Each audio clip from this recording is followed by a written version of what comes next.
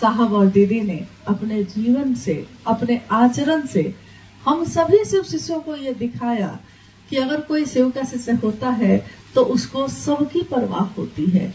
महागुरु महादेव करुणावतारम भी हैं। करुणा का ही एक भाग है दया, करुणा में ही भाग है। तो करुणा का वो भाग जो दया है, जब वो इतना प्रभाव डालता है, महादेव करुणा के अवतार माने गए, जिनके दया में भी उनकी करुणा है, जिनकी सृष्टि की इच्छा में भी उनकी करुणा है। जब कोई शिव का शिष्य होगा तो उसके व्यवहार में, उसके मन में, यानी जो मन में है वही वचन में होगा, जो वचन में है वही उसके कर्म में भी होगा। मनसा वाचा करुणा, मन से, वचन से और कर्म से हम सभी शिव के शिष्य अपने आचरण से जगत में एक उदाहरण प्रस्तुत करते हैं। शिष्यानुभूति एक छोटी सी पुस्तक जो साहब श्री के द्वारा लिखी गई, सन 1990 में पहली बार छापी गई। उस समय साहब पटना में ही रहते थे और जब वो छापी गई, साहब के जीवन में, उनके घर में पैसे का अभाव था। पैसा, क्योंकि जब कोई चीज आप छापने देंगे प्रेस में, वो पैसा मांगता है। एक तरफ शिव के शिष्य हैं, शिव के शिष्य के पास किस चीज की कमी, लेकिन जगत में उनका आचरण ये प्रस्तुत किया कि उन्होंने अपनी नौकरी के बचे हुए पैसे से घर को भी चलाया और अपने महादेव के काम को भी बढ़ाने का काम किया। तन, मन और धन से हर रिश्ते का निर्वहन होता है। साहब ने अपने जीवन के उसी अल्प पैसे से, कम पैसे से परिवार की रोजी रोटी भी चलती रही, परिवार की रोटी, कपड़ा, मकान की व्यवस्था भी होती रही। और उस समय तो कोई संस्था भी नहीं बनी थी, उस समय कोई न्यास भी नहीं बना था, लेकिन तब भी 1990 में पहली बार साहब ने शिष्यानुभूति छपवाया। कुछ चीजों पे हम लोग को गौर करना चाहिए, जैसे चाहिए कि सन 1974 में साहब श्री ने शिव को गुरु बनाया। 1982 में मधेपुरा से महादेव की बात शुरू की और शिष्यानुभूति छापी गई। उसके भी 8 साल बाद 1990 में, इन 8 वर्षों में 1982 से 1990 तक में क्या शिव शिष्य बने थे कि नहीं बने थे? शिव शिष्य के रूप में किसी की घोषणा हुई थी कि नहीं हुई थी? नहीं मालूम आप लोग को हुई थी कि नहीं? क्या आप कब के शिव शिष्य हैं? 2002 से हैं। आप जब शिव शिष्य बनी तो आपको पता चला होगा कि बहुत सारे लोग ऐसे हैं जो पहले से शिव शिष्य हैं। आपके लखीसराय में पता चला होगा, कोई 1993 का है, कोई 95 में शिव शिष्य बना था, कोई जब साहब ने शिव की बात शुरू की मधेपुरा में, तो मधेपुरा में भी तो बना था, 1982 से बना था ना। लेकिन आने वाले 8 वर्षों में साहब को जरूरत क्यों नहीं पड़ी कि उन्होंने शिष्यानुभूति छपवाई? साहब ने 3 सूत्रों को कागज में छपवाया। क्यों? क्या जरूरत पड़ी? इससे पहले जरूरत क्यों नहीं पड़ी? क्योंकि जब उन्होंने महादेव की बात शुरू की तो साहब ने कहा, मेरे अंदर, एक शिव के शिष्य के अंदर ये एक आध्यात्मिक आह्लाद था, बेचैनी थी इस बात की, आह्लाद था इस बात का। आह्लाद का अर्थ होता है दिल से खुश हो जाना। जैसे हम अचानक दिल से खुश हो जाते हैं तो हम अपने बोली पे, अपने शरीर पे जो नियंत्रण में रखे रहते हैं वो अचानक से खत्म हो जाता है जब हम आह्लादित होते हैं, खुश हो जाते हैं। कितने बच्चों को आप देखिएगा कि टॉफी दीजिए तो वो एकदम कूदने लगेगा, जंप करने लगेगा, मतलब आह्लादित हो गया, खुश हो गया, एकदम मन खुश है उसका। साहब के मन में शिव के शिष्यता ने एक ऐसा आह्लाद पैदा किया जिससे उन्होंने ये अंतः प्रेरणा जगी। वो कहते हैं कि मेरे अंदर एक अंतः प्रेरणा जगी। अंतः प्रेरणा यानी आपके अंदर से ही प्रेरणा जगी। आपको किसी ने कहा नहीं कि आपको ये काम करना है, आप खुद ही सोचते हैं कि ऐसा करना चाहिए। अंतः प्रेरणा जगी कि दुनिया के लोगों तक इस बात को पहुंचाएंगे कि महादेव गुरु हैं, दुनिया के लोगों तक पहुंचाएंगे। अब देखिए उस समय में दुनिया में जनसंख्या कितनी होगी, खरबों, लाखों, करोड़ों, अरबों, खरबों, महासंख्य आदमी की गणना इतनी तक है। पूरी दुनिया में अगर इंसान की गिनती की जाए तो कितने इंसान होंगे, गिनती ही खत्म नहीं होगी, क्योंकि प्रतिदिन लोग पैदा हो रहे हैं, प्रतिदिन किसी की मृत्यु भी हो रही है, तो गिनती कभी खत्म नहीं होगी। एक तरफ शुरू कीजिए, जब तक थोड़ा सा पहुंचिए तब तक इधर जनसंख्या और बढ़ चुकी रहती है, तो गिनती नहीं हो सकती। और एक तरफ अकेले एक इंसान, एक आदमी जो शरीर से बहुत ताकतवर नहीं है, जो पहलवान जैसा नहीं है, जो अघोरी की तरह दाढ़ी और रुद्राक्ष की मालाओं को धारण करके नहीं बैठा है, जो गृहस्थ आश्रम में रहते हैं, जो दुबले पतले से कोमल शरीर के साहब भैरवानंद जी और कोमल ही हमारी माँ नीलमानंद एक छोटे से गृहस्थ परिवार में रह रहे हैं। और उस समय उन्होंने संकल्प लिया इतना बड़ा। बल किसका काम कर रहा था उस समय? हमारे आपके साथ तो 5, 10, 20 लोग चलते हैं, तब भी हम कमजोर अपने आप को महसूस करते हैं। कहते हैं कि कैसे जाएंगे, 5 आदमी रहता तो ठीक रहता। लेकिन उस अवस्था में जब कहीं कोई नहीं था साथ देने के लिए, साहब ने ये संकल्प लिया और बहुत आह्लादित मन से लिया।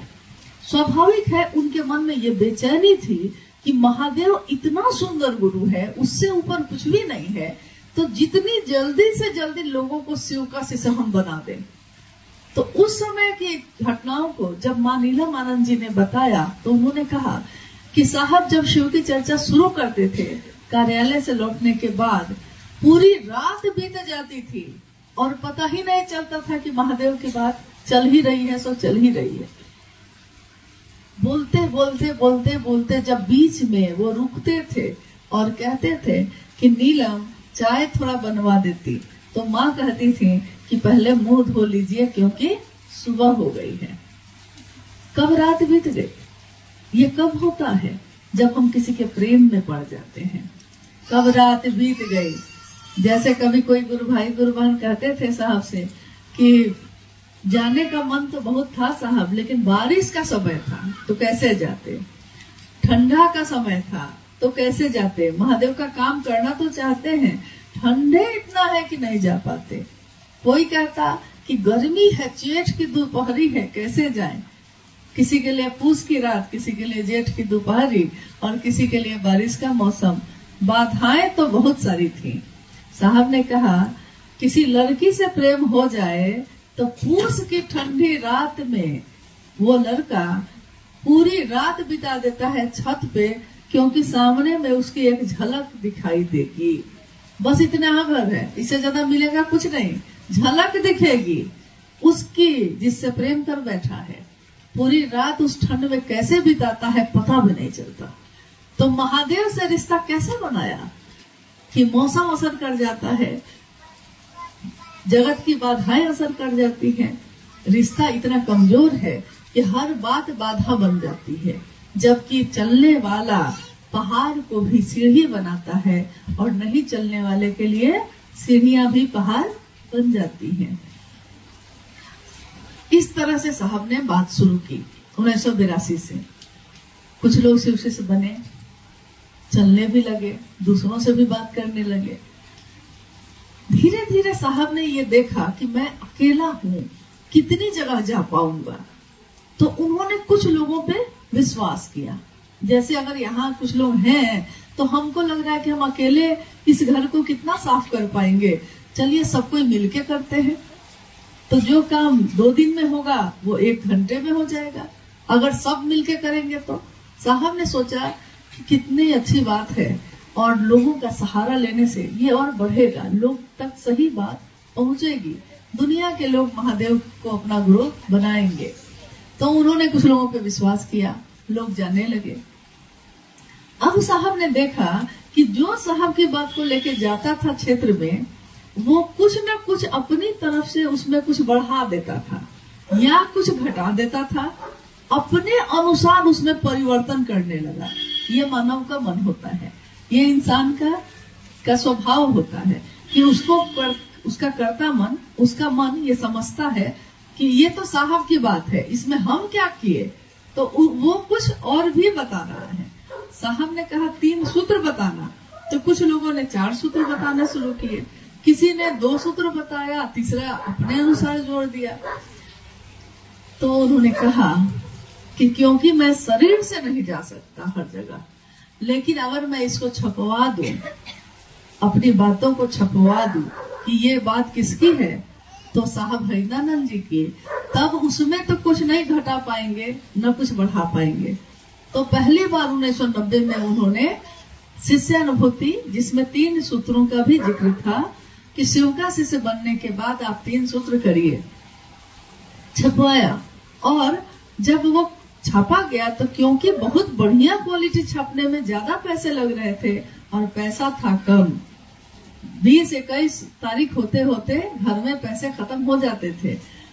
तो माँ कहती साहब से आके कि घी खत्म हो गया पूजा के लिए, और साहब कहते कि क्या महादेव आपके घी के दिए से ही प्रसन्न होंगे, अगरबत्ती जलाने से प्रसन्न नहीं होंगे। तो माँ कहती हाँ, कहे नहीं। तो वो फिर अगरबत्ती भी तो खत्म होगा, तो अब अगरबत्ती भी खत्म हो गई। और साहब कह रहे हैं क्या महादेव आपके मन से किए हुए प्रणाम से खुश नहीं होंगे? हाँ होंगे। और मन से ही प्रणाम कर दिया, ताली बजा के ही हरा बोला हम लोग गा लेते हैं। क्या महादेव माइक लगाने से खुश होते हैं? नहीं, महादेव तो मेरे मन से जो गूंज उठती है, पुकार उठती है, उससे ही आनंदित हो जाते हैं, उसी से जुड़ाव हो जाता है। तो साहब ने इस तरह की अवस्था में भी अपने जीवन के पैसे को बचा बचा कर महादेव की शिष्यता बढ़े, इसके लिए ये काम किया। जब उन्होंने लोगों को जोड़ा था तो उस समय बहुत लोग ऐसे थे जो बहुत अमीर नहीं थे, बहुत बड़े बड़े लोग नहीं थे, गांव के रहने वाले गुरु भाई गुरु बहन, निर्बल सामर्थ, जिनका बहुत बड़ा सामर्थ नहीं था। फिर कुछ संख्या बढ़ी, कुछ और ज्यादा महादेव की शिष्यता बढ़ी। तो महादेव की शिष्यता जब बढ़ी, साहब ने फिर छोटी छोटी जगह पे महादेव की चर्चा के लिए लोगों को बुलाना शुरू किया। पहली बार गढ़ बरवारी, जानते हैं आप लोग? गढ़ बरवारी का नाम सुना है? गढ़ बरवारी के बारे में सुने हैं कभी? सहरसा में है ये।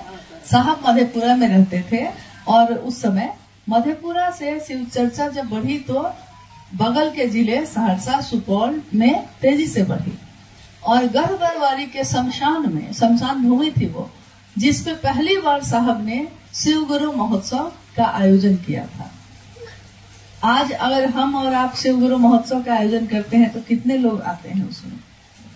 अगर आप भी अपने क्षेत्र में करते हैं, 1 दिवसीय चर्चा भी रखते हैं, तो कितने लोग आते हैं? क्या? कितना? वो तो साप्ताहिक चर्चा में 20, 25, 50 आते हैं। अगर 1 दिवसीय कार्यक्रम रखिएगा तो कितने लोग आएंगे? हाँ, बिहार में रखिएगा तो 5,000, 10,000 लोग गुरु भाई गुरु बहन के चर्चा रखने पे आ जाते हैं। और पहली बार जब साहब के द्वारा रखा गया तो 13 लोग थे उसमें। 13 लोगों में जिसमें खुद साहब और माँ, उनके 3 बच्चे, 5 तो यही हो गए नहीं, तो 13 लोगों से वो शिव चर्चा पहली बार रखी गई। उस दिन साहब ने कहा, हम जब कहते हैं क्या साहब का शरीर उतने दिन आगे जा चुका था? नहीं, उस दिन उन्होंने कहा कि आज जो 13 लोग हैं, एक दिन 13 करोड़ होंगे। तो जो गुरु भाई गुरु बहन थे वो लोग अचंभित होकर देखने लगे कि 13 आदमी भी बड़ी मुश्किल से हम लोग जुटे हैं और 13 करोड़ होंगे, ये कब होगा? ये कैसे हो सकता है? असंभव। किसी दिन किसी ने कहा था कि चांद तो मामा है, चांद पे कोई जा कैसे सकता है? उस दिन उसके लिए ये अचंभे की बात थी। और आज कोई कहता है तो लोग कहते हैं हाँ, चांद पे तो कितने लोग जा चुके। अब मंगल पे जा रहे हैं। देखिए, जिस दिन एक दिन कल्पना थी, ये घर एक दिन कल्पना में बना था। हमारा आपका घर एक दिन तो मन में बना था, फिर कुछ साल के बाद आप बनाए होंगे। आपने उसी दिन मन में सोचा होगा इस जमीन पे घर बनाएंगे, सोचा होगा, लेकिन इसके लिए इच्छा के साथ ज्ञान लिया, क्रिया किया, तब कहीं जाके घर बनता है। साहब और दीदी के जीवन में उसके बाद काफी तेजी से परिवर्तन आते गए, और एक तरफ गृहस्थ आश्रम और एक तरफ महादेव का आश्रम, दोनों चलता रहा। दोनों बातों में एक साथ संतुलन के साथ बढ़ते रहे।